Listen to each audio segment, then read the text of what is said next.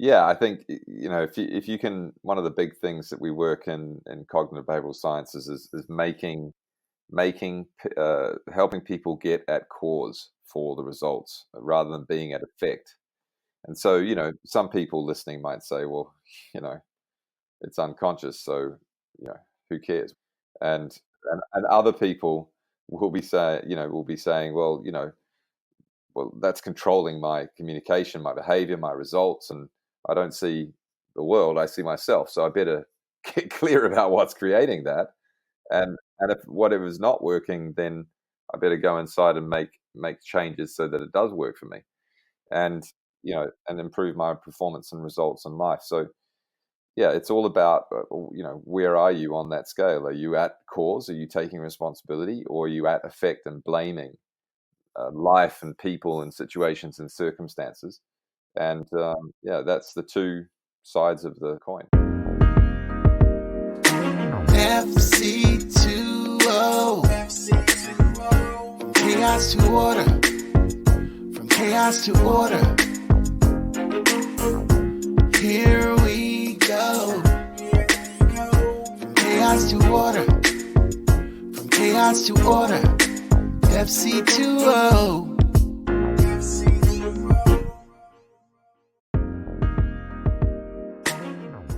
Welcome to FC2O. Today we have Timothy Carroll joining us to help us find order amongst the chaos of everyday life. And Timothy is an elite performance consultant. Starting out life as an elite athlete, Timothy went on to become a leading performance coach working with top athletes and sports teams, as well as moving into the corporate world to work with leaders in that field. As an holistic thinker, Timothy incorporates a huge array of tools and techniques to help people with their inner game, as he calls it, to realize their potential. Author of the book, The Evolutionary Leader, Timothy applies the wisdom and insights of many of the world's most revered teachers to facilitate optimal performance in leaders of all disciplines using a values-based business model. Thanks for joining us as we let Timothy lead us from chaos to order. Enjoy the show. Here we go.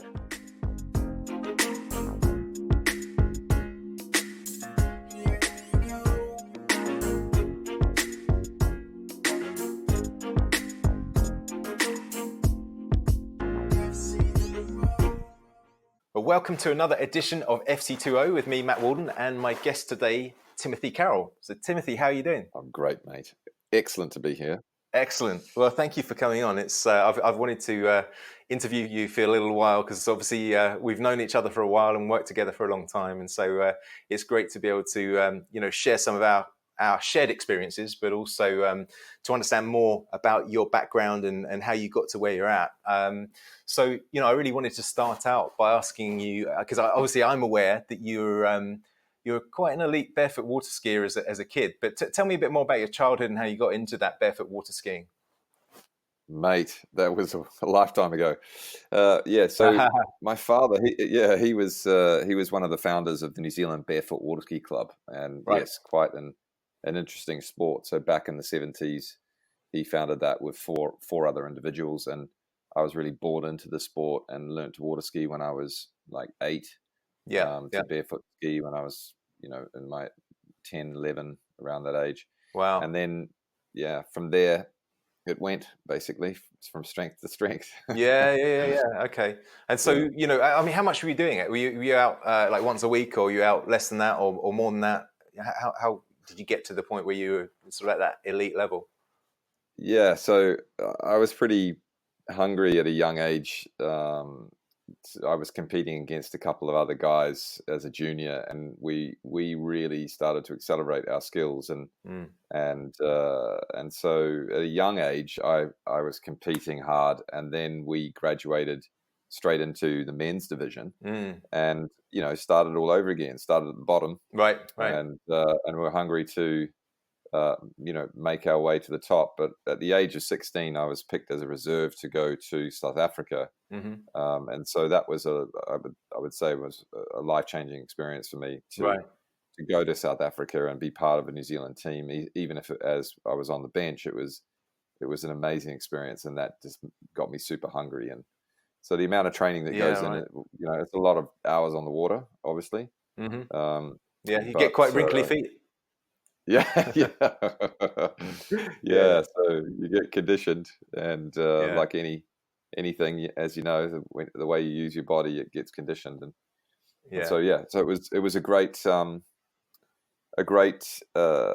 for me because it developed me in so many different ways. Yeah, yeah, yeah. Right, right. And so was that kind of the pinnacle getting to South Africa, or did you do anything? I mean, what was that? Was that a World Championships, or what was the Yeah, event so you went to? South Africa at that time, they were banned, due to apartheid Yeah, from yeah. competing in the World Championships, and Mm. New Zealand was number 3 in the world at that point, and this Right. was in 1986. Hmm. So they were hungry to compete against one of the top 3, Mm. and so they invited us over, and so we sent a rebel team across, Right, and right. yeah, it was great. So it was 2 weeks, and we got our asses kicked, and and had a blast at the same time. So it Yeah, was it yeah. was it was great. It was excellent. Fantastic, fantastic. Because obviously, Yeah. I know, I've seen you barefoot water ski, in real life when we went and Oh yeah, that's right. we took the team barefoot water skiing. Well, in fact, we were water skiing. You were barefoot water skiing, but in the Vibram Five Fingers, which we were distributing at the time. And Yeah, that's I've right. still got some great shots of you going along on one foot with the five fingers up in the air just to show them off. That was I'm gonna fantastic. have to get some of those for my marketing. That'll be great. Yeah, yeah, yeah. I will. I'll send them to you. I'll send them to you. But and I'll put them up in the show notes as well if I can find them. I'm pretty sure I'll be able to dig one or two out. But yeah. So how do you feel that those experiences really sort of teed you up going into your adult life? Yeah, I think sport is a great um, education. Mm, For me, I've always been athletic and grew up mm, playing many different sports. But at the age of 16, I really, I blew my knee out playing rugby, and mm. that I made a decision then that I wasn't going to pursue cricket. I wasn't going to pursue rugby. I was just going to pursue um, barefoot water skiing. And 3 years later, or 2 years later, I was in the New Zealand team Hmm. at my first World Championships, and I think to travel the world and see all of these amazing people and go to different competitions, Yeah, that's life changing, and it helps you to grow as a person. But I think sure. that what the sport teaches you is a lot about yourself, and Mm, how to get the best out of yourself, what your limits are, how to conquer those limits, mm, and mm. how you work and how to perform. And Yeah, so, yeah, yeah. hours and hours of training and competing, and you learn a lot about yourself, and then through that journey, you get to teach others. And so for me, it was a catalyst. Yeah. I was teaching the junior team, and it was a big kick for Hmm. me to be able to help them achieve their goals. And Mm-hmm. really, that was the catalyst for me to start working as a consultant and as a coach, and Yeah, yeah. helping others, basically. Fantastic, fantastic. And Yeah. was there, if there was, one or two kind of key lessons that you learned, what would you think they would be? What would you pass on to those junior, barefoot water skiers, or any kind of aspiring athlete? Yeah, I think the number one is what you believe is what you achieve. Right, And right. so, you are your internal programming, so to speak, Yeah, creates your results. And it really doesn't matter how much physical or technical or tactical training you do. mm, If you have limiting beliefs running, or if you have internal programming that is contrary to what you want to achieve, yeah, you're going to be doing it tough. So I yeah. think that's the first one. Your Hmm. internal programming is you need to Yeah. discover that and work on it. And then the Mm, second one is really that top performance happens when there's no mind, when you have right, right. this no mind experience, when there is stillness, and Hmm. then Yeah, all of that training gets executed, basically. So yeah. how do you do that? How do you learn to switch the mind off and become super present and allow all of that training to happen? Because that's when you perform literally out of your mind. And Yes, so, right. yeah, That's interesting. yeah. Yeah. So, Because I know. how do we do no mind? Yeah, exactly. Yeah. Well, I remember you gave me a book, which I forget the exact title, but something like "Getting into the Zone" or "The Zone" or something like that. Yeah, And that was all about that exact sort of pursuit of getting into that space where you're in the zone and you're not thinking, and you're letting your body do what you've, as you say, what you've conditioned it and trained it to do. exactly. Yeah. So, I know that in our interactions over the years, because we must have known each other for about, I don't know, 15 years now, something like that. Yeah, And one of the phrases that I know often comes up is talking about the inner game. And, yeah. the inner game, as you've just alluded to, is really where you've gone with your career, isn't it? So do you want to sort of tell us about how you've kind of migrated from your sport into your career pathway?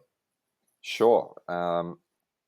So, as you're going through school, and I didn't really know what I wanted to do with my life. And I think that's true for a lot of people when they're leaving school at the age of 17, 18. And I just picked my best subjects. Yeah. And then, and really, I was quite miserable and wasn't really enjoying the journey. And, Yeah. and so, I think because of the pain that I was in, I really decided to quit that path. And for me, it was like, it was like having a midlife crisis, but in my early 20s. And, Right. Yeah. And, to be honest, it was very challenging because, I quit my job as an architectural draftsman, and my dream was to have, 2.2 kids and a dog and a Volvo and a house Yeah. by the time I was 30. And that was my idea of success. And Right. so I had to discover what is success, what is happiness, and I was forced to do that at a young age, and reinvent myself, basically, or reinvent my idea of what success was. And so I worked for Make-A-Wish Foundation, raising money for terminally ill children. I backpacked around the world for 18 months and went away to find myself a bit. And I worked out that in the end, I just started to really focus on, why am I here? What are my talents, and what do I love to do, and how can I combine that to help others?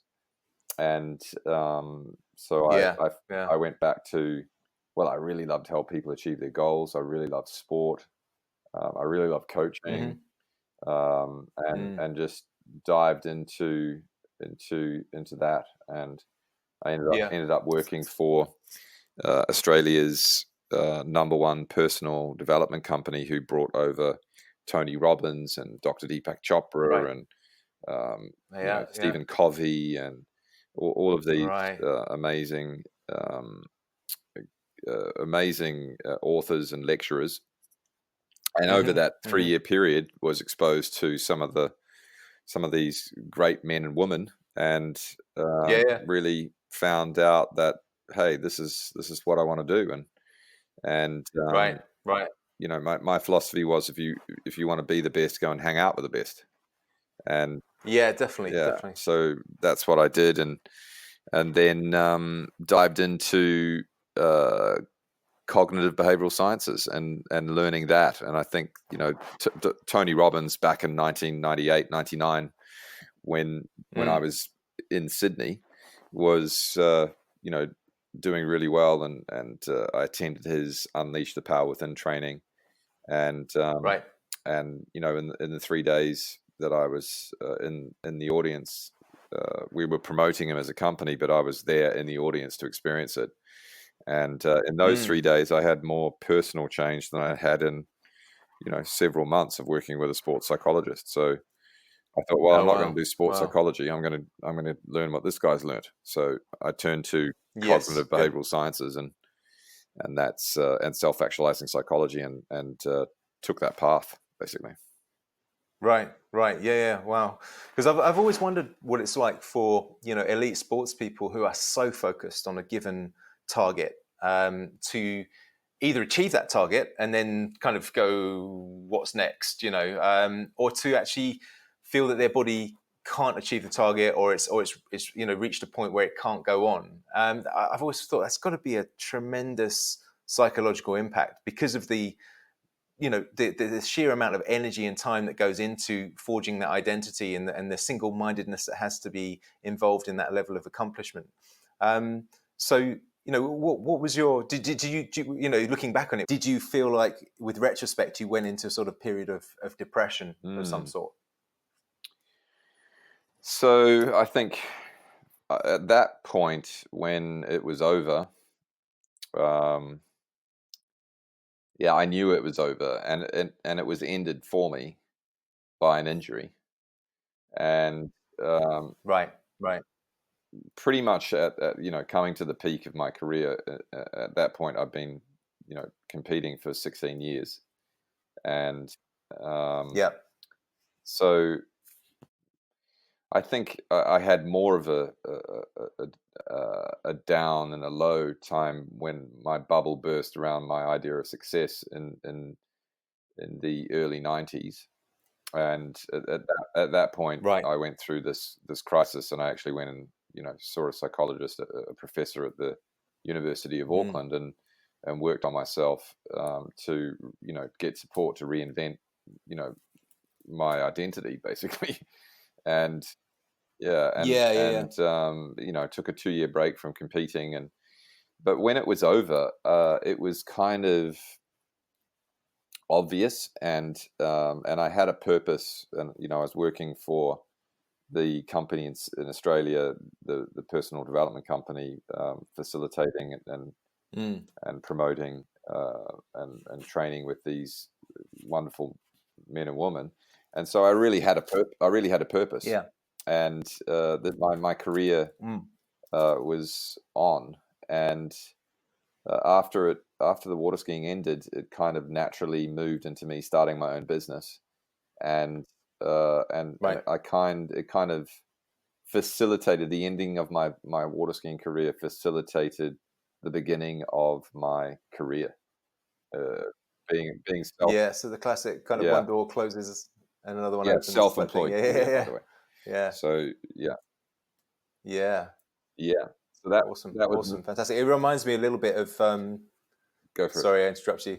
But it reminds me a little bit of a guy that we were taught by at osteopathic college. He was our psychosomatics lecturer, and he was a psychiatrist and an osteopath. And his name was Dr. Randall. Amazing kind of orator. You could just sit and listen to Mhm. him for days. He was just an amazing speaker. But I remember catching him on a break one time and saying to him, because I was probably 21 at the time, and I said, I would kind of like your advice, because I don't feel like I have any psychological issues per se, but would you recommend that you go to see a psychiatrist prophylactically, Mm, preventatively? And he said, well, how old are you now? I said, well, I'm 21. He said, well, I give it a few years, go down, a few years into your career path. And he said that, what you've got to recognize, Matthew, is that um, none of us live yeah. in a utopia. So, we all have various challenges, whether they be, major sort of the classic major life traumas, such as, bereavements, or, job losses, house moves, those kinds of things, which create a lot of stress and are well known to create stress for Mm, people psychologically, divorces, etc. So we don't have this kind of utopia experience. yeah. So there's always things that, can be worked on from the inner perspective. Yeah. And does that sort of represent what you've seen in your career? Yeah, I think it's been a gift, actually, that for me it was a great gift to be able to have that experience in my early 20s of having that midlife crisis, because it really forced me to turn inwards, and my whole life had been focused outwards, Mm, and uh, And so there have been critical phases in my life when I've been forced to turn inwards and examine my emotions and my thinking. For example, when I lost my brother, or when I was working Right. with a sports psychologist in my water skiing, because it didn't matter how much technical training I was doing, I just wasn't getting any better. So I went to see a sports psych Right. about that, and I Right. think that's a metaphor for life. It's like, if you want to improve the results that you're getting outside of yourself, then you've got to turn inwards and look at what's going on inside, because what we know is that everything that's going on outside is just a reflection of your own consciousness. So, you don't see the world, you see yourself. And so perception is projection. And what that means really is what Yeah. I've just said, is that that we create our results, and we create it from our thoughts and our feelings, and then that influences our communication and behavior, and then that creates the results that we get in life. So I think not everyone Yeah. understands the secrets of success and how life really works. But in psychology and in cognitive behavioral sciences, that's one of the things that we have learned, and one of the key factors and principles that helps us to get great results with clients is that principle. So you're in a game is critical. If you don't Yeah. know you're in a game, then you're at a disadvantage. And so it helps to make everything that's unconscious conscious, and deal with it. Yeah. Right. Well, because I know one of the when you were coaching me, obviously when I was running the Vibram business, you gave me some business coaching, and we exchanged some time. And I remember one of the processes you took me through was the Yeah. disowned self process, or disowned selves process, by Correct. Stone and Stone in their book Partnering, and which is a fantastic way to shine a light on on some of the shadow behaviors that you don't Yeah. even realize that you're holding within you. What's been your experience of working with that? So I think, with clients. the shadow is, or the disowned self is, and for listeners, I think it's important to perhaps frame that up a little bit, is that as we are developing from children into young adults into full mature adults, the unconscious goes through this process of deciding what works, basically, in regards to picking character traits. And so the unconscious might learn that arrogance doesn't work and humility does, and that confidence works, and being having low confidence doesn't work. And so what it does is it builds up this primary self, which is the self that you show the world. And then the disowned self is all of those character traits or parts that of you that you've decided that don't work, in a nutshell, and so you push them into the background.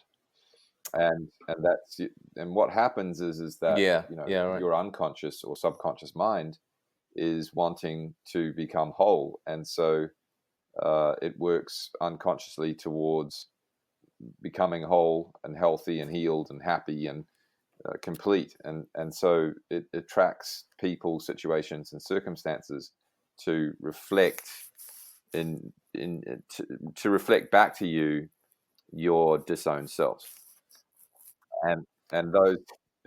Go ahead. And I quite go on. Well, I was going to say I quite like the term disowned selves. I know that it's more or less Correct. synonymous with shadow, with our shadow aspects and so on. But shadow sounds a bit kind of shadowy and negative and bad, doesn't it? But I like the disowned selves concept. And I remember, when I did the process with you, you said this phrase to me. We'd kind of gone through this whole process of uncovering these disowned selves and working out what value they had for me and why they had, or how they had served me or served other people in my life. And you said, because you've got to remember, Matt, what you don't own owns you. And it was a real moment. I thought, yeah, that really makes a lot of sense, because it's operating in the background without your awareness. So you're behaving in a certain way, or a number of different ways off the back of these disowned selves, as it were. And it's only when you shine the light on them that you start to become, as like you say, you raise them to consciousness. So it must be, when you think about how few people probably get to experience the process that you took me through, or something equivalent.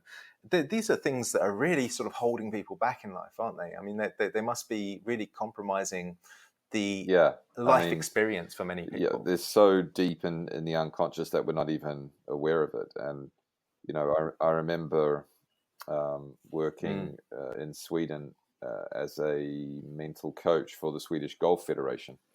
And we had a conference up there in Stockholm, where they brought all of the mental coaches from around the country together. And every year we have a conference. And the program was headed up by Torsten Hansen. And Torsten was Henrik Stenson, a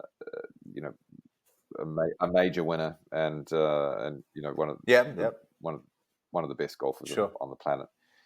Was his mental coach. And so we were working there, and Torsten's a military guy, and he said to us, he says, what we do when we go into before every competition is we try to make everything unknown known. And so we go in and we case out the joint, and we send in the scouts, and we get everything clear, because we don't want any surprises. And that's that's like a metaphor for these disowned selves. If you don't know them and you don't own them, they're going to come up and slap you upside the face and own you. And I think that's we've got to come back to that principle that we want to make everything that's unconscious conscious, and own it, and make whatever anything that's unknown known. So that we can deal with it. And that's the principle that you're alluding to there, I think. Yeah. And is it, I mean, my guess is that to make everything that's unknown known is, a lifelong process and an ongoing process. And it's kind of peeling back the onion layers, as opposed to something you do on a Saturday afternoon, and then you're free of all your shadow behaviors or disown selves, right? If you can, is that one true? One of the big things that we work in cognitive behavioral sciences is helping people get at cause for the results, rather than being at effect.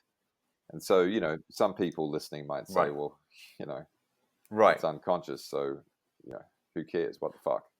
And other people will be saying,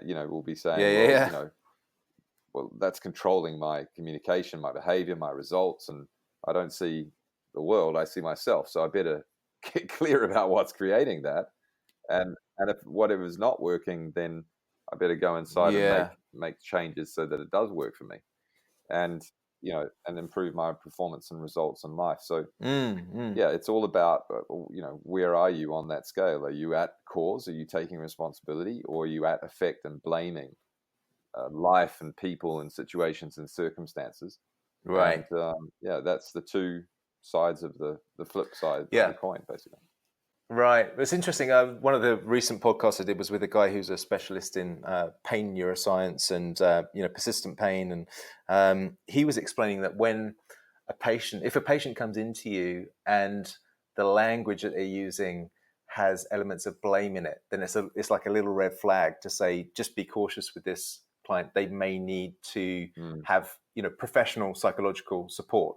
If they're coming in and saying, oh, I've got terrible pain, it's been going on for years, but I feel that with the right advice I'll be able to come around, and I'll be able to get back to playing my sport, or back to a pain-free existence, or whatever it might be. Then that's good, because they're taking some responsibility. They seem positive about the future. There's hope, etc.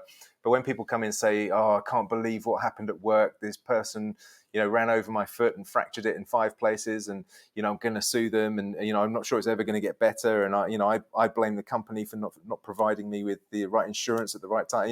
You listen to that kind of case history, and it's like straight away a little red flag should go off to say, this person, as you say, is at effect as opposed to at cause, right? Yeah. Very interesting. Absolutely. Yeah. So, one of the areas that I think you've done training in, because certainly it seems to me that with some of the approaches that you used in coaching me were sort of NLP based. Now, is that something you've actually trained in NLP, or was it that really Tony Robbins and other people you've trained with used NLP style principles? Yeah, I think NLP is definitely something that I've been exposed to, Sure. and it is part of a larger field called cognitive behavioral Right. sciences. So Right. having trained in that science or art and science, it's one of the many tools in the tool bag Yeah. Yeah. that I've studied over the Yeah. years, and so that is one of the tools for sure. Sure.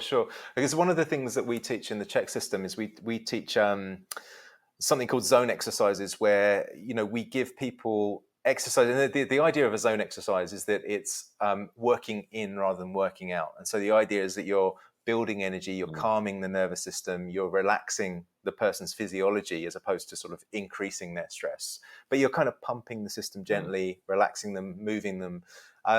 And the reason it's called zone exercises is because it's based on the Ayurvedic system of chakras, which I know you've got a bit of an awareness of the chakra system. And so, Sure.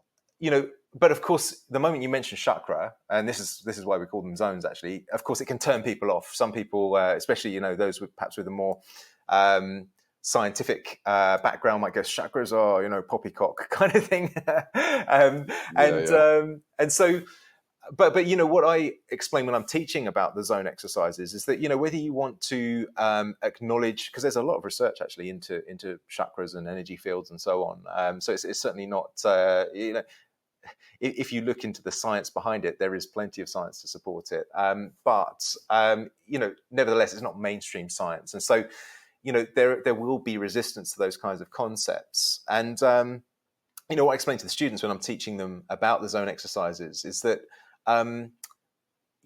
what we teach is, let's say someone's got an issue with feeling financially insecure or unstable, and so that would be in the Ayurvedic system that would be the root chakra. So, and the root chakra happens to be in the legs and the pelvis kind of area, and so the zone exercise you would do would be something that stimulates the muscles in that area, and that gives the client a sense of stability, right? So you're giving them a kind of lived experience of stability. But also what you're doing is you're encouraging them to focus into that area, to feel the stability that their legs offer them, and also to use an affirmation. And the affirmation obviously has to be, a kind of positive affirmation, which is kind of what affirmation means. But, rather than saying, I don't want to be in debt, you say, I am abundant, or I am financially secure, or something like that. Something that's believable to them in a certain way or context. But the point being that they are doing that movement, they're relaxing their nervous system. They're taking themselves down to a almost meditative state because of the repetitive nature of it, and it's done slowly in time with the breathing. And by repeating an affirmation to themselves that they feel comfortable with, we always say it's important for the client themselves to come up with the affirmation, so it sounds like the language they would use. But they are then essentially embodying that idea into their physiology. And isn't that something that you do? I recall you doing something similar to that with me. I know it's not necessarily a zone exercise kind of exact parallel, but you use that kind of technique as well, of sort of embodiment of a given idea or concept or feeling. Yes. So there is patterns in cognitive behavioral sciences,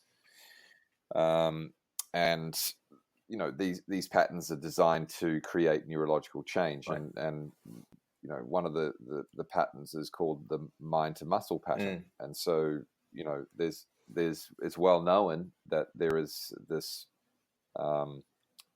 knowing to doing gap, that people know what's right or what's good for them, but they don't necessarily do it. And so how do you bridge that gap? And this particular pattern, called the mind to muscle pattern, takes a specific principle or belief system or thought, and makes it real in the muscles themselves, so that you embody it. Yeah. Because if it doesn't become part of muscle memory or part of the neurology and embedded in the neurology, then it's not going to get embodied. And that's the principle. Well, that's the result of this particular pattern. So I think, you unless you create neurological change, people are not going to change. If nothing changes, mate, nothing changes. Right? Yeah, absolutely. So, yeah. It's very interesting because one of the definitions of mind, which Dan Siegel, who is a psychologist or psychiatrist, clinical psychiatrist, and works with an array of different specialists. He and his kind of think tank of specialists define mind as an embodied process that regulates the flow of energy and information. So that's kind of what you're saying there, isn't it? Is that the new concept has to be embodied. You can't just think it. It can't be, as he would say, it can't just be enskulled, right? It can't just be in your head, because mind works throughout the body, and it's a flow of energy and information, and that's where these kinds of embodiment processes can be very effective. Yeah, totally. Yeah. As we talked about earlier, what you believe is what you achieve. So, that's a thought that you've been thinking. A belief system essentially is a thought that you've been saying yes to and affirming and reaffirming until it solidifies from a thought into a belief. Right. And so when you say yes to that thought, then you create a belief system. And that's an embodiment process, right? Through confirmation and affirmation of thought over a period of time. So yeah, man, it's right on. Yeah. Fantastic. So let's talk a bit more about how you're actually working these days and the kinds of people that you work with. Because you've mentioned that you worked in elite golf. I know you did. You work with William Trubridge, the diver, or was he just a friend of yours? I can't remember whether you did actual sort of consulting with him. Yes, so back in 2008, William invited me to Long Island in the Bahamas, and he had an elite group of freedivers that he was training there. Right. And so I spent a week on the island teaching them about how to turn that mind off, so that they can go deep. Yeah, I kind of find it interesting that the idea of mindfulness, which is actually also very kind of it's becoming very popular in pain neuroscience as actually a key way to deal with persistent pain. People that really are struggling to get out of pain. One of the few things that has been found to be consistently effective is mindfulness. But I think the term mindfulness, as you explained earlier when you're talking about high performance, is almost the exact inverse of what it is. It should be mindlessness, really, shouldn't it? That's right. Yeah. Mind emptiness. Mind emptiness. Yeah, absolutely. No mindness. Yes, for sure. Yeah. So tell us a bit more. Who else have you worked with, and who are you working with, or what kinds of people are you working with today?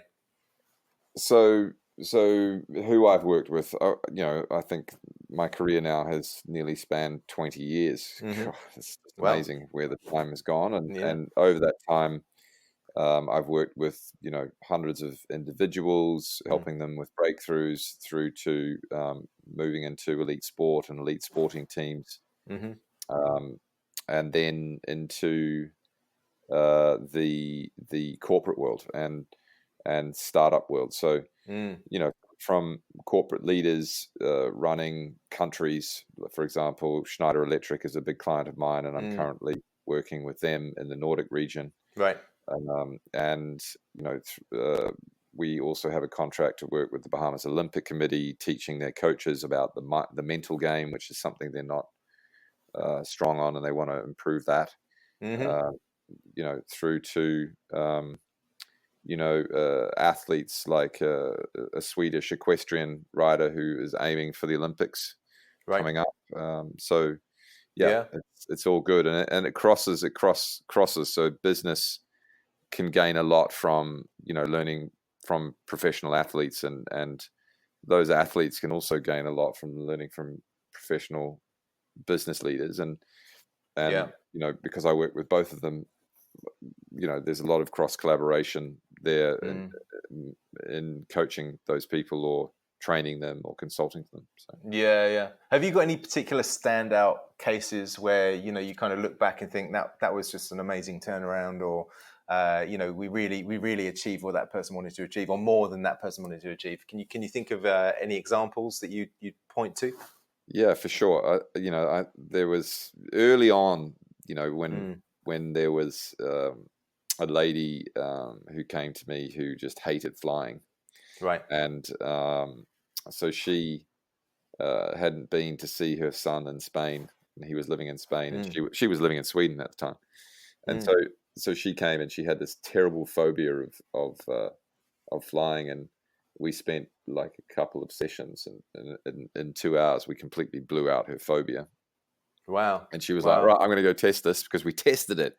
We tested it so hard in the room, right? In the room, just, you know. But then, you know, right, I'm confident to go get on a plane, and you know, I got a postcard from Spain and saying, "Oh wow, yes, she was there," and I was like, "Wow!" And so cool, that, you know, to have an experience like that where you can really increase the quality of someone's life, you know, that was very memorable for me, because that was early in my career. And then, you know, in the context of business, you know, helping someone to move from being a transactional leader where they're used to being an authoritarian and not so people focused, into totally turning that around and becoming a transformational leader where they become more of a people person, more of an expert in leading people and understanding how people work, and helping them to become a practical psychologist, basically, so that they and learning how to get shit done through people, basically, rather than them having to feel like it's all up to them. And you know, that was also a massive quality of life, because a change for them meant that this person could spend more time with their family, could spend you know, more time, have more time. And to me, that's the definition of wealth. Discretionary time. Isn't that Alan Weiss? Is it Alan Weiss? Alan Weiss. Love him. So, you know, Alan has been a mentor of mine, and I took that principle on. I was like, right, so here it is. You know, what does he say? Wealth is discretionary time, something like that. Is that the phrase? Free time. Yeah, really. Free time, man. So exactly. The more discretionary time you can create, the wealthier you get, and definitely that's Alan's quote. Yeah. So, you know, we crossed paths, like I say, probably about 15 years ago, but you had come across the Czech training at some point, hadn't you? Were you in Sweden at the time when you first heard about Paul? Yeah. Okay. So what was the deal there? Yeah. So I was working. I had two companies. One was a coaching company, and the other one was Q-Link, which was a pendant to that, you know, world-class golfers were using to help them stay present and you know, switch off their minds, and you know, it was a tool that people would wear to help them. And a lot of elite athletes were wearing them. So I started up Q-Link Sweden, and I was up at the weightlifting company in Aleco. Yeah, I was up in Aleco, and I think you were holding a training there. Okay, yeah. I was going to ask, because I remember Sven-Goran Eriksson having one of those Q-Links and it being in the press. Yeah. And who got that to him? Do you know? Probably us. I have no idea. Yeah, I was going to say, because you're in Sweden, right? Yeah. And he's Swedish. He was living in the UK. Manager. Yeah, he was living in the UK at the time. I think he was manager of England. So, you know, he was. Yeah. Probably it was Q-Link. He probably bought it in the UK, or I'm not sure. But we ran with that in the marketing for sure. We took that and ran with it. Yeah. So how did you end up in the UK? What was it that? So you're in Sweden. You're running the Q-Link and your coaching business.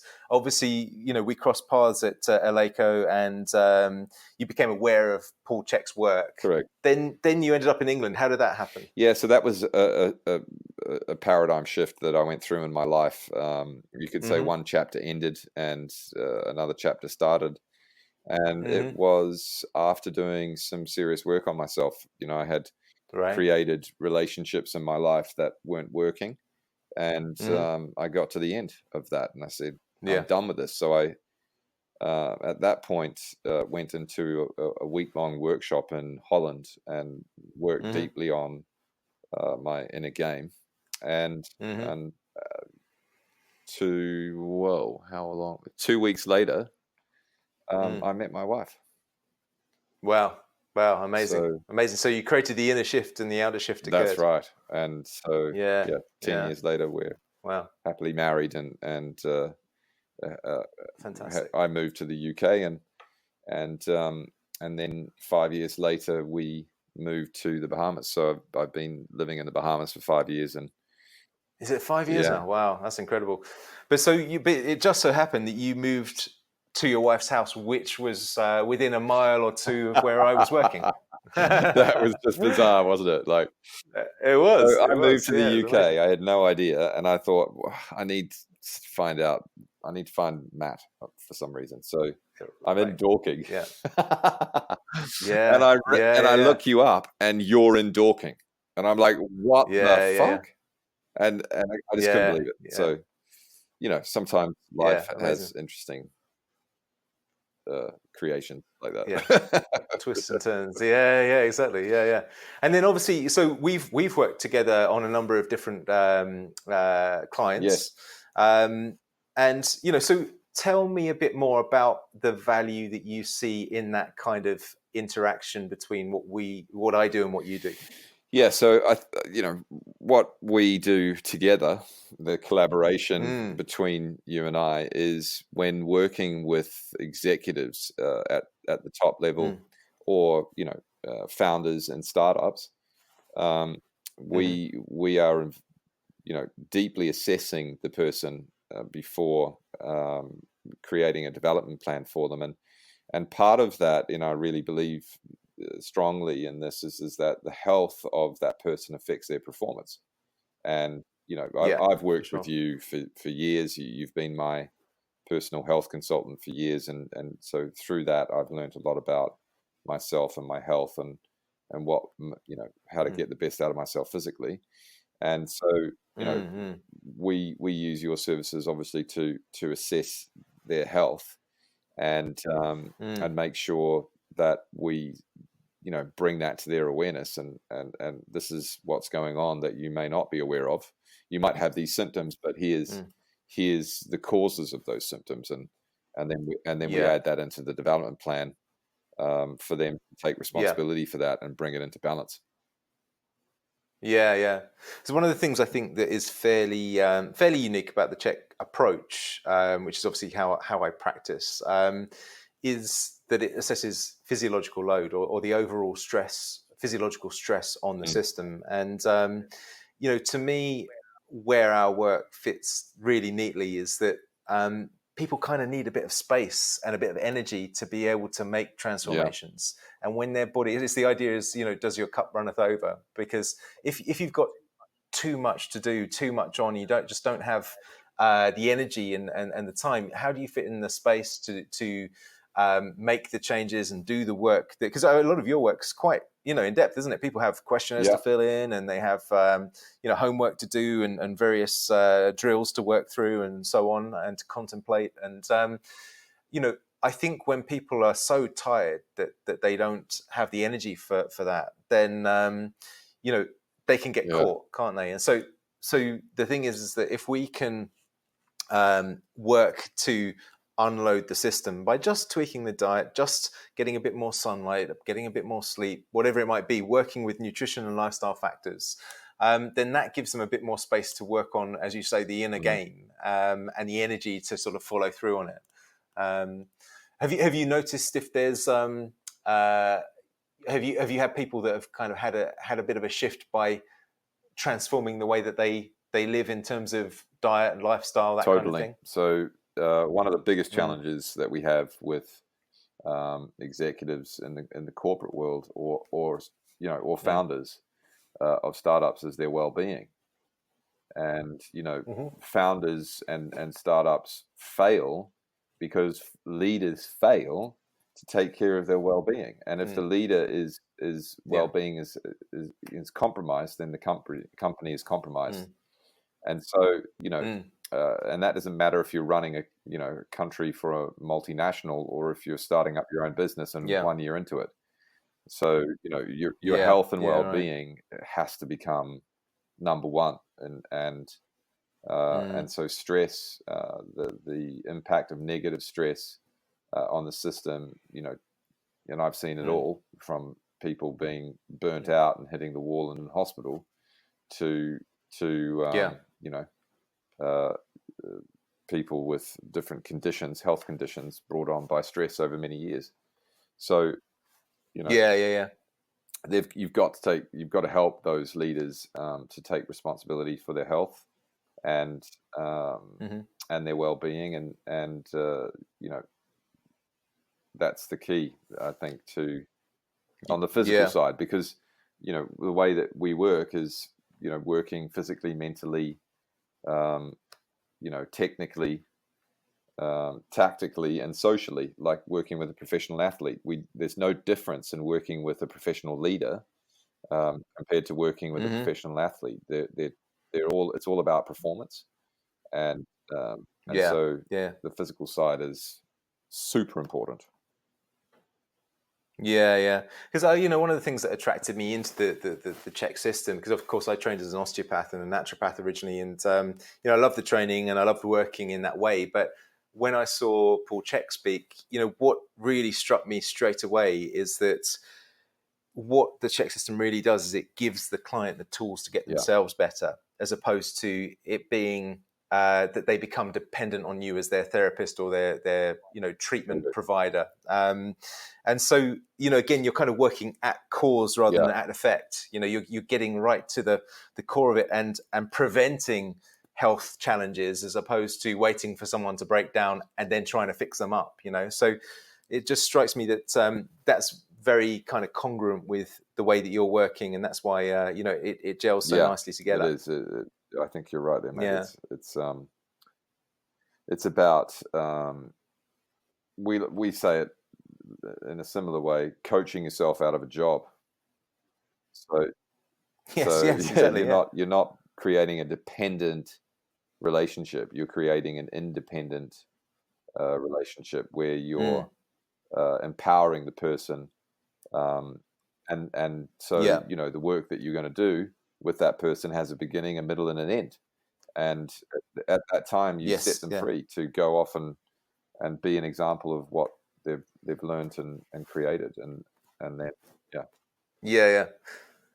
But I think that's quite a serious point. I know it's kind of a bit tongue in cheek where you said coaching yourself out of a job, but I think some people do have, whether it be a conscious concern or perhaps an unconscious concern, that if I give this person the tools and they don't need to come back and see me, I'm losing my client base. But that's not how it works, is it? So how have you kind of framed that for yourself in your own way? I spent time with the principle of if you want to be the best, then go and hang out with the best. And so having studied cognitive behavioral sciences and self-actualizing psychology, and then taking that and studying coaching, meta coaching, which is coaching created by two of the top cognitive behavioral scientists in the field, and so it was a very rigorous coaching program, and then from there I decided, well, I really want to learn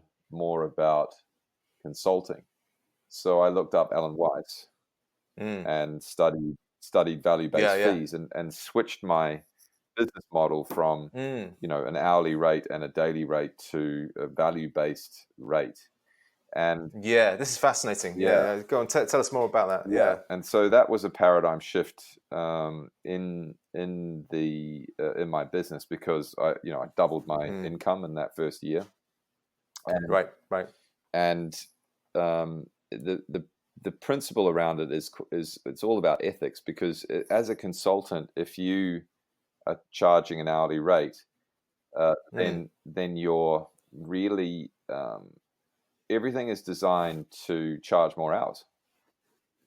Right. Yeah. You see that in law cases, don't you? Yeah. And that kind of thing the whole time, that they can string it out longer, they get paid more. Correct. Yeah. So ethically, it's not ethical really to charge an hourly rate to a client and say Sure. that basically, it's in the consultant's best interest to charge an hourly rate, not in the client's best interest. So through charging project-based fees and having an agreement of what the investment costs, and then working out the investment on a return on investment of 1 to 10, then which is a great return on investment.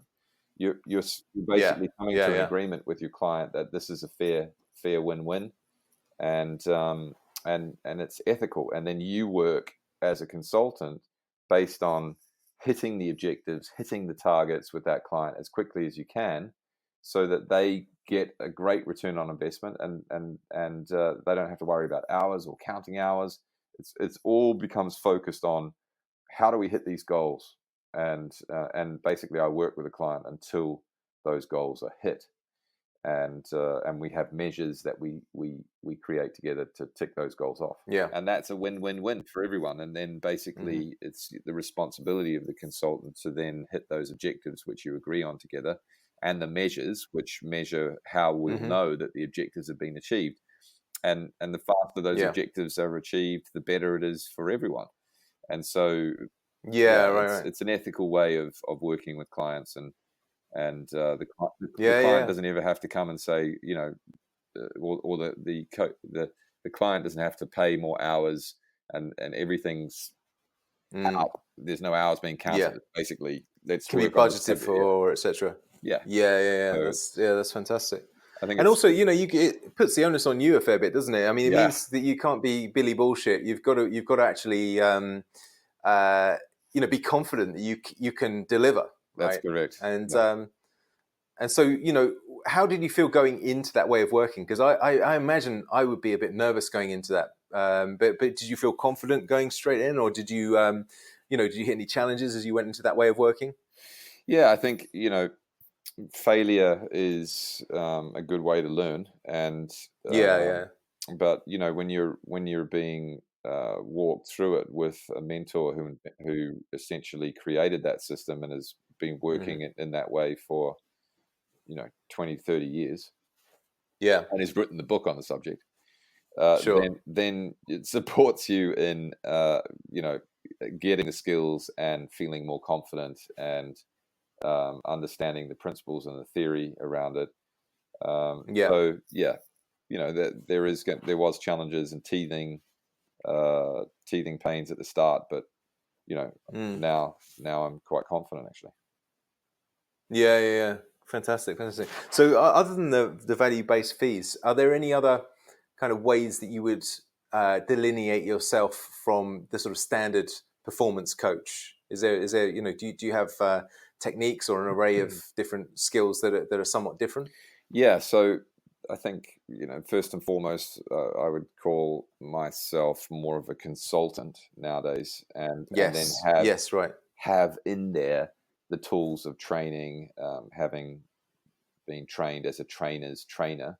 So being a qualified trainer in cognitive behavioral sciences, and then also being a qualified certified coach in cognitive behavioral sciences. So, and then we have the health, all the health knowledge that I've learned from you, and bringing you in there. So we're working on a number of factors. And then I think, the cognitive behavioral sciences is complemented with mind versus no mind. And so I think that's a unique perspective that I bring to coaching is how do we we know that in elite sport, when you hit that zone or that place where everything just flows, that peak performance is achieved. And so, how do we bring that into the business world? And how do you flow, and how do you hit the zone, and how do you self-actualize, not just in sport but in life and in your career? And I think that's definitely a unique aspect. And then the tools we bring in to assess our clients are critical. And there's a tool called Fingerprint for Success that we use, and there's been some studies completed by Fingerprint for Success as part of a master's degree, which now proves, as part of the founder's degree, that there is a correlation between mindset and success in business. Right. And so this tool measures 48 of your attitudes and motivations that in the context of your career, and then benchmarks it against world's best practice of people who have started businesses and exited up to $1 billion, right, or who have scaled a business over 10 to 15 years and built that into a multi-million, even billion-dollar business. So the study was completed on those. The benchmarking was completed on those, and you can compare your mindset to best practice mindset, whether you're a founder or a co-founder or a leader of a multinational. Right. So that, and then see, what are your strengths mentally, and what are your blind spots mentally, and then how can you leverage your strengths for greater performance, and how can you bridge those gaps. So I think there's a number of unique things that we're doing. And then you've also done training with Alberto Villoldo, who's is he a psychologist or a psychiatrist? I forget what his background was. An anthropologist. Okay. But so he is an interesting character. I've read a number of his books, and they're fascinating, and kind of links back into what we were talking about with the chakra system earlier, because he works with that, doesn't he? And a lot of kind of more indigenous practices, but he integrates them with modern day psychology as well, from what I understand from what I've read of him. But you've done some training with him, and I remember you telling me a story about Disney and how you went in and worked with Disney, and that's right. Combined the different approaches that he utilizes to really create a shift in an organization like that. Definitely. So there's different phases in my development that I've been through, and I noticed that I was attracted. You could say that I'm in my career that I've developed from being a scientist into more of a philosopher. And that you could say that there's two parts there's two sides of myself that I work with, and one is the mind, and one is no mind. And one is science, and one is philosophy or spirituality. So we those two dynamics, the yin and the yang, are dancing with each other, and it's all about results. But basically, in my journey, I'm interested in getting results, and so I've gone and sourced the people that get results, and after learning and becoming skilled in one field, then I was looking for what next, really. And so Alberto came into my life in 2008, just before I went to the Olympics in Hong Kong. I was working with a Swedish equestrian rider at that time. And he was an anthropologist, or is an anthropologist, who spent time in South America, and then learned quite a bit about shamanism from spending time with the native tribes down there. And so he brought back some of that information and created, with permission, a training system with his company called the Four Winds. And so I trained with him and some of his his top trainers like Jeanette Mantel, who lives in Stockholm in Sweden, and Chris, who lives here in the UK. What's Chris's last name again? Waters. Yes, Chris Waters. And so this tool works with the energetic system, very much like with the chakra system, like we've been talking about. And it's an amazing tool for healing and for helping create change in people's lives. And it's not something it's not something I bring into the business world. Working with business leaders, because not everyone is open to that, but it's there, and it's a tool in the toolbox, and when needed, it comes out to be applied in the right time, the right place, to get results. Results, basically. For sure. Yeah, I mean, it reminds me of a quote that I put in a paper from Houston Smith, who was one of the sort of great world theologians, and he explains that he says our mistake was expecting science to provide us with a worldview when we now see it only provides us with half the world. Right. It's physical, calculable, testable, significantly controllable half. And I think that's kind of important to understand, in as much as I think, especially in business, and in fields which are considered rational, then as Smith is saying, it's a mistake to see it as purely objective, because the other half of the coin, the other side of the coin, is the subjective, right? And that's kind of what you're saying, I think, with the mind and the no mind, and with perhaps the conscious and the unconscious. And it feels to me like, if we want to only work with double-blind randomized controlled trials, then we're only working with a very small fraction, certainly no more than half of what we can work with. And as I think you've alluded to, a lot of what creates change in people is their emotions, and it's the subjective things, the things that bring them alive, as opposed to the figures on the spreadsheet. Totally. Does that make sense to you? Absolutely. Absolutely. And in cognitive behavioral sciences, we learn, as it's clearly understood in psychology, that there is a conscious mind and there is a subconscious or unconscious mind, and then there is the superconscious mind. And this is the three selves that are part of us. And really, the conscious mind is like the parent, running giving instructions to the unconscious mind, which is really the doing mind. So you've got the thinking mind, the conscious mind, the doing mind, which is the unconscious mind, in charge of all learning, change, and behavior. And the child will do what the parent says. Basically, it is there to perform behaviors and get results. And then you've got the superconscious mind, which is kind of like the observer, and the presence. The presence. And so in psychology, you've got those, but in religion you have the Father, the Son, and the Holy Spirit. Yes. And so ultimately, in religion, what they're talking about is what correlates to in psychology is as the three selves, or the Holy Trinity.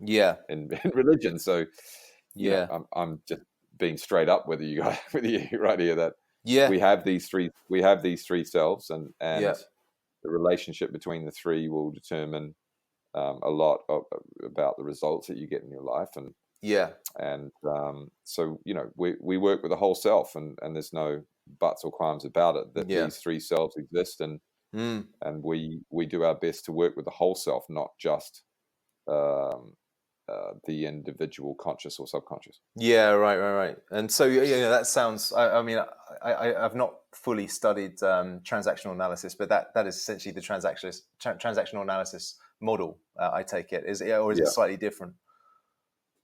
Don't know, mate.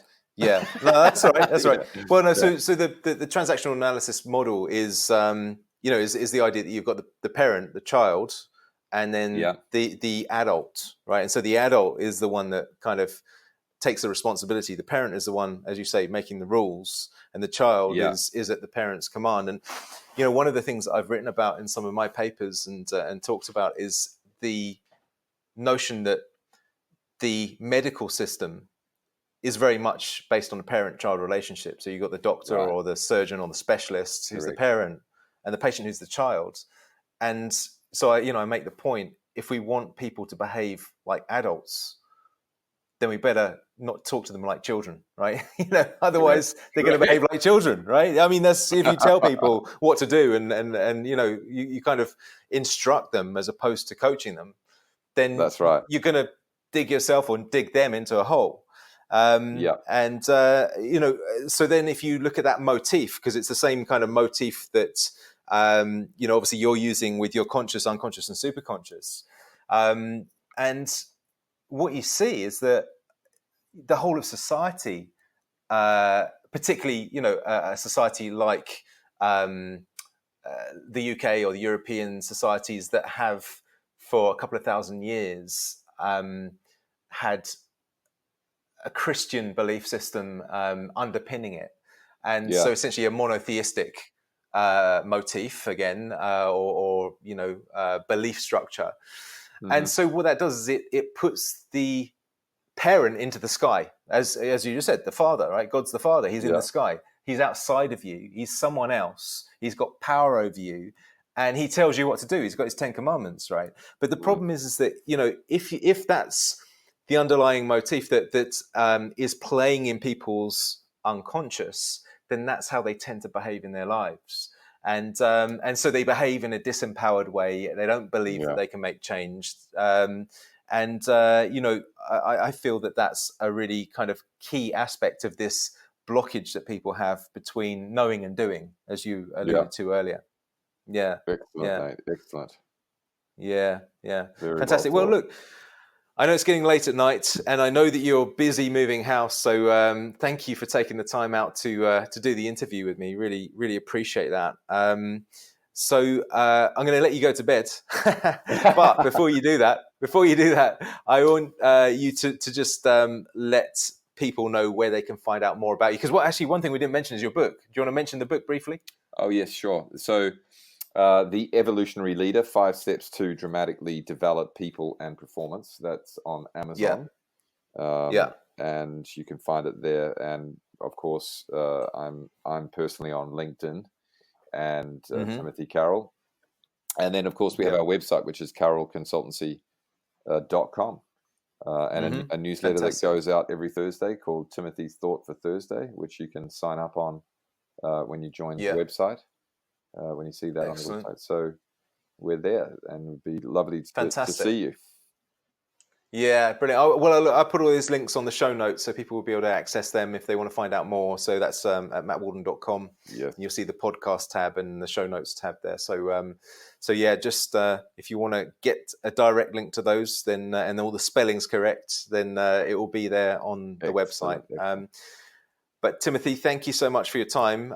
Would love to dive in deeper with you at some point again down the line or in the future. Let's do it. So let's do it again. And I'm looking forward to next time our paths cross. Thanks, mate. Look forward to it too. Thanks for the opportunity. That's a pleasure. All right. Take care, buddy. Ciao, buddy. Bye-bye. Thanks for joining us again on FC2O. Well, I hope you enjoyed Timothy's insights as much as I did. If you loved it and you know someone who would enjoy it too, please do drop them a line and tell them where to find us. To find Timothy, head over to his website at Carroll Consultancy, that's CARROLL consultancy.com, where you can also subscribe to his excellent newsletter, which has lots of great weekly tips. Or you can also get a copy of his book, The Evolutionary Leader, on Amazon. Next week, I'm interviewing one of my biggest inspirations and mentors, the deeply wise and always insightful Phil Beach, osteopath, acupuncturist, and author of the amazing book, Muscles and Meridians, The Manipulation of Shape. If you want to keep informed of upcoming podcasts, then ensure you subscribe or follow us at Apple Podcasts, Spotify or Stitcher. Thanks for listening to the show.